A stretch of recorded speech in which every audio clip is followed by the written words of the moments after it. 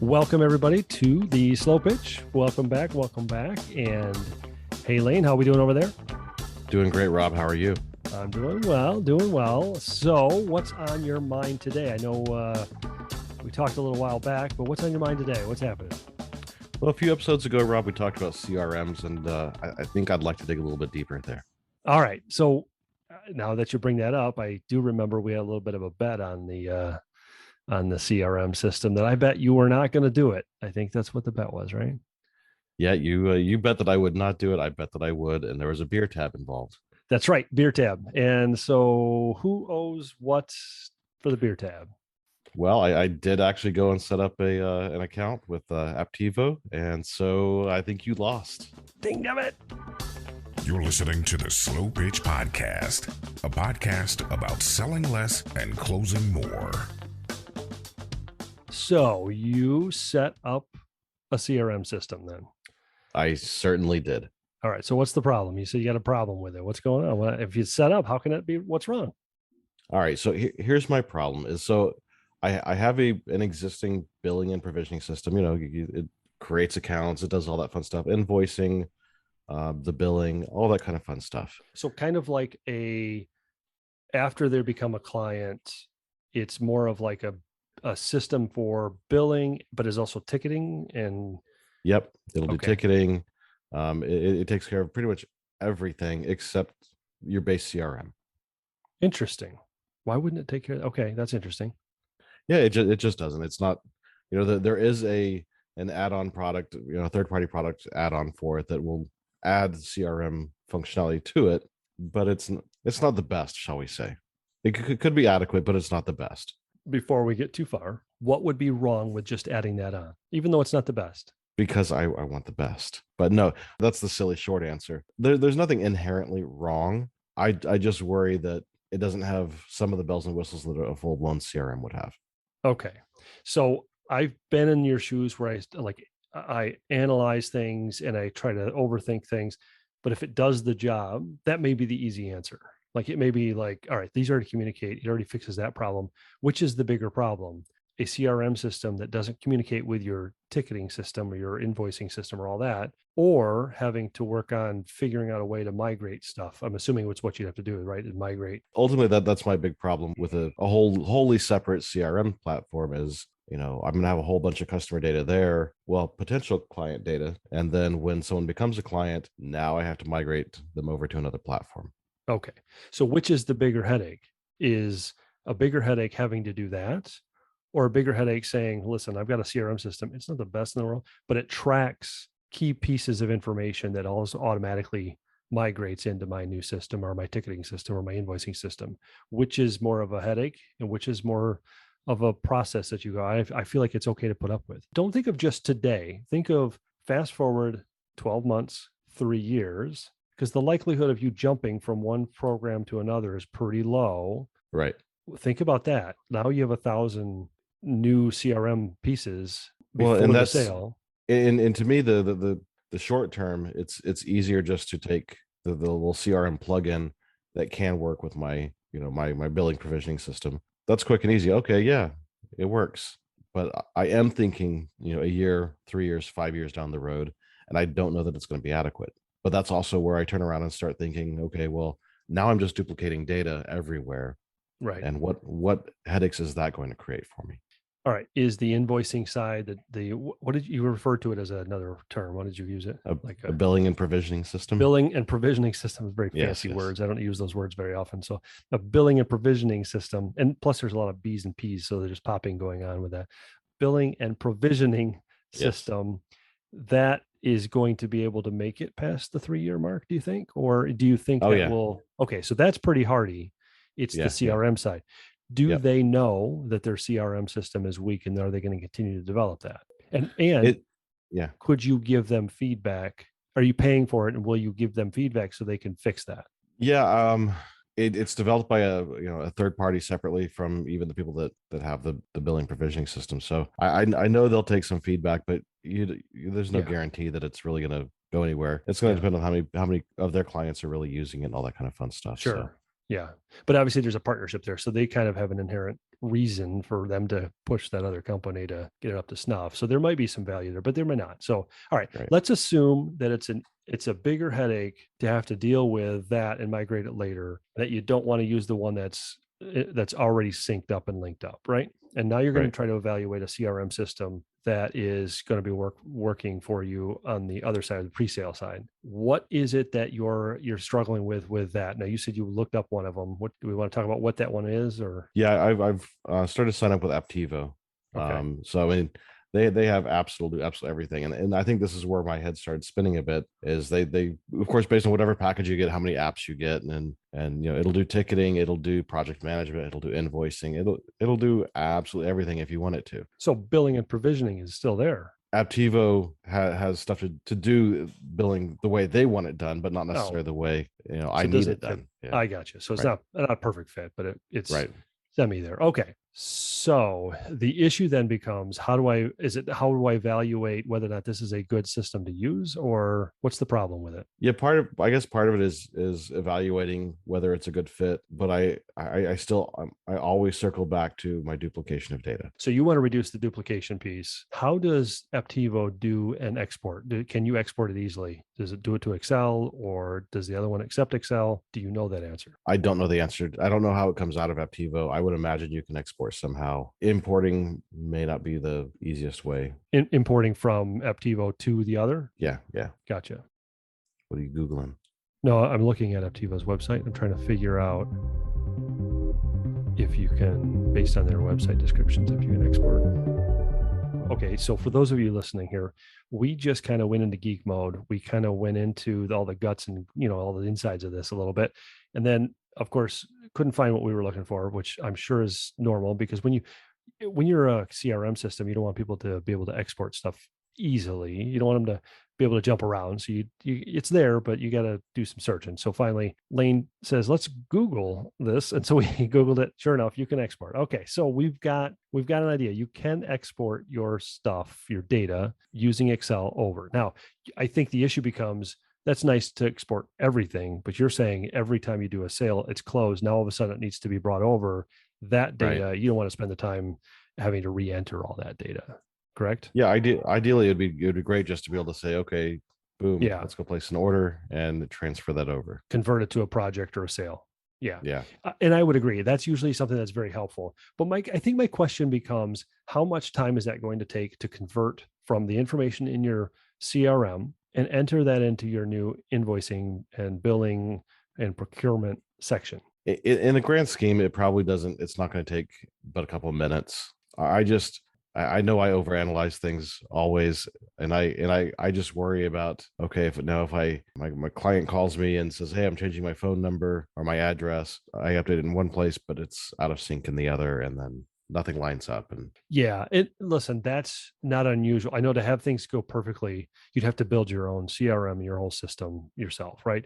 But then somebody else is going to say that's not what they want. So that's the beauty of CRMs, is they're very flexible. How many things do you think you can do just in the CRM side of Aptivo? I mean, looking at it, there's like all kinds of stuff you can put in here. Oh, it's crazy. It's absolutely crazy. It's customizable. There's all kinds of integrations. You can, from a lead capture, there's a web to lead. So in other words, you can put a web form on your website that then converts it into a lead when they enter their information in, right? That's right. How I rate it. And then you can also put it in through email. So if you want to email yourself this information, I think is what they're saying, or somebody sends an email to you, you can import it and you can manually enter it. Then you can start to customize things where you have different fields. You can add fields, take away fields, have some searches, that kind of thing, and then have a conversion piece, which kind of puts it into the context, and from a lead, it converts it into an opportunity. So how often in your process do you have a lead that's been generated on your side that isn't or doesn't become an opportunity? Have you ever had, how often do you have that happen? It happens to me, but I don't know how often it happens to you. Yeah, maybe like 25% of the time. Yeah, and that's about right. Because I think what happens is you get some people that put their stuff in, you can reach out, you talk to them for a few minutes, and after a little while, you're like, this person is either A, crazy, and you should never do business with them. Or B, in the initial conversation, you can tell right then and there, it's too early. They're not ready for you. And then the other reason that they become one where they're just not ready to convert to an opportunity is they don't have the funds just based on the conversation and things that you're going through. And sometimes it takes a half an hour of a conversation, but it's worth that effort. The goal when you have a lead is to try to figure out, are they a real opportunity or is this just garbage? Because obviously garbage in, garbage out. And the more that you can weed that out before you get there, before they get converted to an opportunity, the better off you are. So I'll invest. I look at it as an investment. I'll invest an hour of a conversation with somebody before I ever make them an opportunity. I'll put them in as a lead, but then I convert them to an opportunity once I've had that conversation. Now, once I have an opportunity, once they're in that opportunity spot, now becomes a little bit more of an in-depth conversation. And more than likely, I've already gone through enough conversation with them to know that this is a pretty likely sale. So I'll leave them out of the opportunity mode until I feel like they actually have the ability to make the decision, know that they have the ability to invest in my services, and that they don't need anybody else helping them with it, and they have enough pain to go forward. If I know all of that, then I put them in as an opportunity. Before that, it's still pretty much a lead. Now, the cool part is I don't know if have you been able to dig around a little bit, but when you put them in as a lead, can you put them in as a hot lead or a cold lead? Have you been able to find that or see that? I don't know. Okay. My guess is that you can. And and it could be just as simple as setting up a field. When I've done this stuff, I set up a field that is a 1 to 10 ranking. When I say 1 to 10, I mean like 10. This person they're legit. I don't have enough information quite yet, but I do know that I have enough information to make the decision. They're not crazy, and we can continue to talk, at least that part, right? And then if I get to conversation with them and I go, this person's a little bit nuts, but they may have the funds. I just got to figure out, do I want to do business with this person, right? And this is whether or not is this going to be worth the time or not? Then I might put them at a 3, 4, or 5, somewhere in there, depending on the level that they are.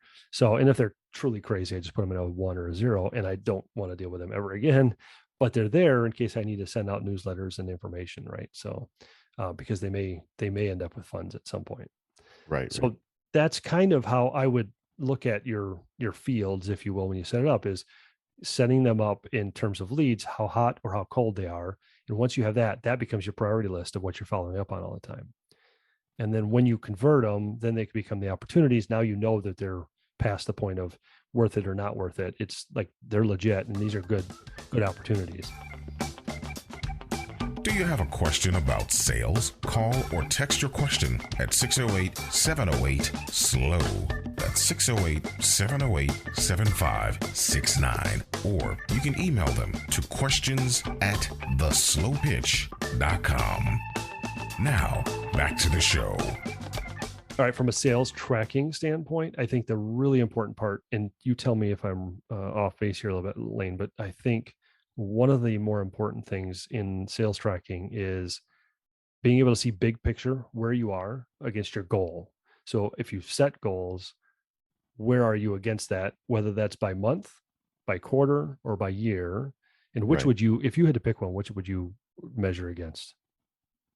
Well, based on one of our previous conversations, approaching every quarter as if it's a year, I think we have to go by quarter. Wow, I'm impressed. Somebody's been listening to the podcast. I like it. I know. No, I would too. Yes, I would say quarterly is a good way to go for the quarter, because it really gets you motivated to say, if this is my year, I got to hit this number in this quarter.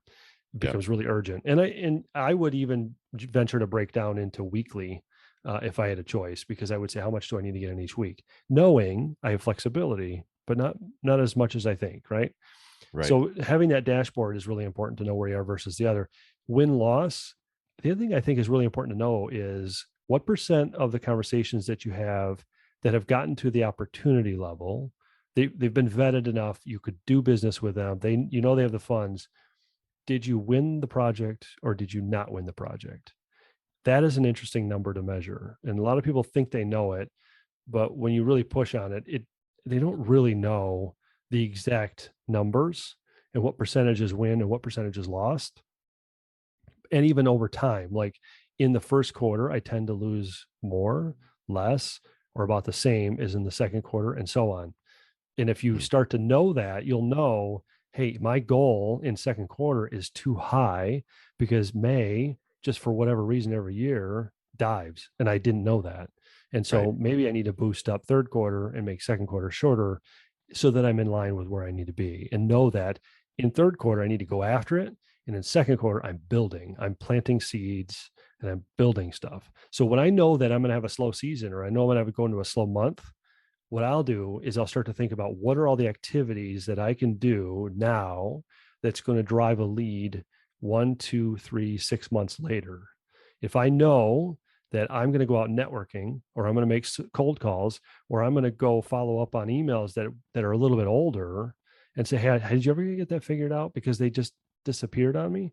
Sometimes that happens where they come back. I've called old emails or old prospects, so to speak, old leads, to figure out where they are. And sometimes they come back to life. So during those months, those are really important times to start to work on looking at forward momentum in today's world, right? In today's time. Yeah. So that's one of those things that a lot of people understand with sales tracking. So would that be something you would use, do you think, sales tracking? I think I would. Yeah. I think that's definitely worth having, and seeing those patterns over time, and understanding what your busy times of the year are, your lean months are, and whatnot. Yeah. And I think that's always helpful for folks. Based on everything we just kind of went through and all the different elements that's in this Aptivo piece, do you think this was helpful? Did you get something out of this? Was this helpful for you? I think it's helpful because for me, it helped me understand that I really do need to use Aptivo or something like that rather than a possibly subpar plugin for my other platform. But I also think it's beneficial because you spoke about parts of this that I probably wouldn't have myself thought of, with this, the win-loss and things like that, that I should be tracking. And that's probably why I need to go with the professional application rather than a plugin, because that there is more benefit there. All right, good. I'm glad to hear that. So that makes me feel better. Yeah, I'm curious if this has helped anyone else out there who's listening. If it has, please drop us an email, tweet us, Facebook us, Instagram us. We're out there. we are not very much. I mean, but we do pay attention. So, and the other thing is if you have questions, just drop us a line. One of those same things. We want to be able to answer your questions as well. I know that some questions are out there that have not been answered by us yet, and we've got a whole bunch of stuff to still go through. But we absolutely appreciate you listening, because it means a lot when we know we can help somebody in their sale. I get nothing out of this. I don't have to. We don't sell sales. This is what works for us, and we want to make sure that you get something out of it as well. All right, so let's wrap it up then, Lane. Until next time. We'll see you later.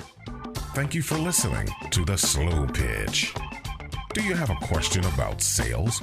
Call or text your question at 608-708-SLOW. That's 608-708-7569. Or you can email them to questions@theslowpitch.com. Slow down and close more.